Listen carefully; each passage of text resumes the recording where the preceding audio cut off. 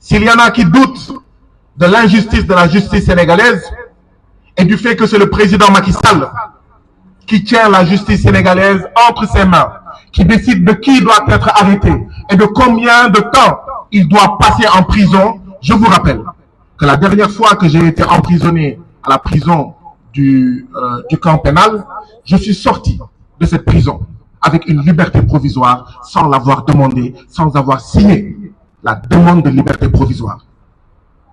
Je vous rappelle cela.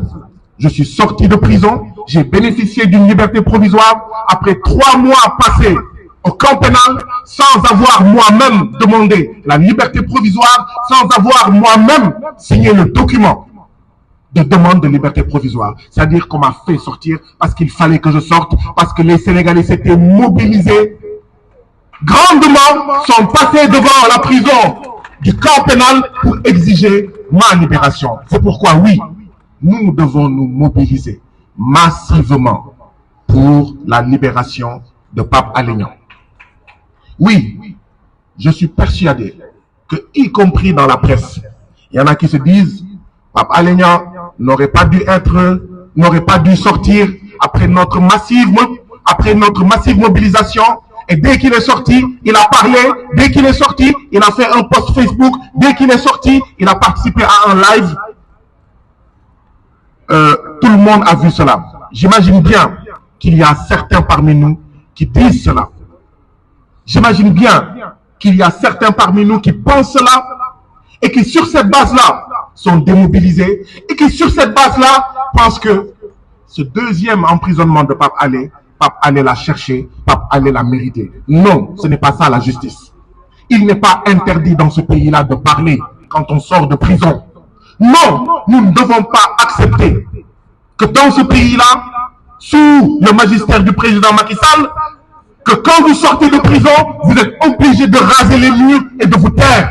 Non, nous ne devons pas cautionner cela. Pape Alé a eu raison de parler. Pape Alé a eu raison d'écrire. Qu'est-ce qu'un journaliste qui ne peut plus parler? Qu'est-ce qu'un journaliste qui ne peut plus écrire? Qu'est-ce qu'un journaliste qui ne peut plus filmer? Non, nous ne devons pas dire cela. Il n'y a qu'une seule chose à dire. Est-ce que Pape Alé, quand il est sorti de prison, ces 2 prises de parole, est-ce qu'il a trahi le secret de l'instruction en cours? C'est ça le débat. C'est ça la question.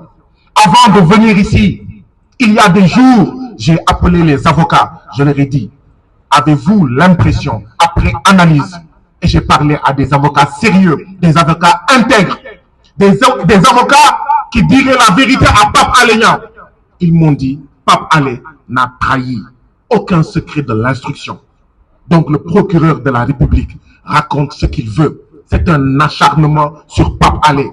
Parce qu'il pensait qu'en le laissant sortir, Pape Alé Niang allait la boucler, allait la fermer, allait se taire.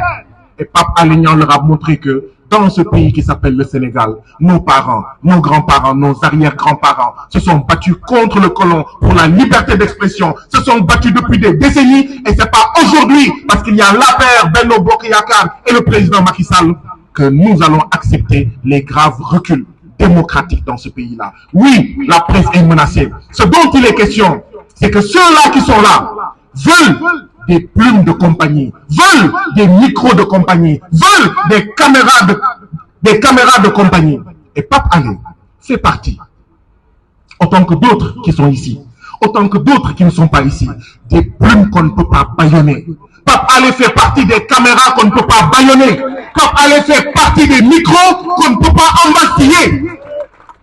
Et c'est l'occasion de rendre un hommage à vous toutes et à vous tous de la presse qui résistiez. Nous sommes fiers de votre résistance parce qu'aujourd'hui, l'information juste et vraie, l'analyse juste et vraie est devenue un aliment aussi nécessaire que l'oxygène.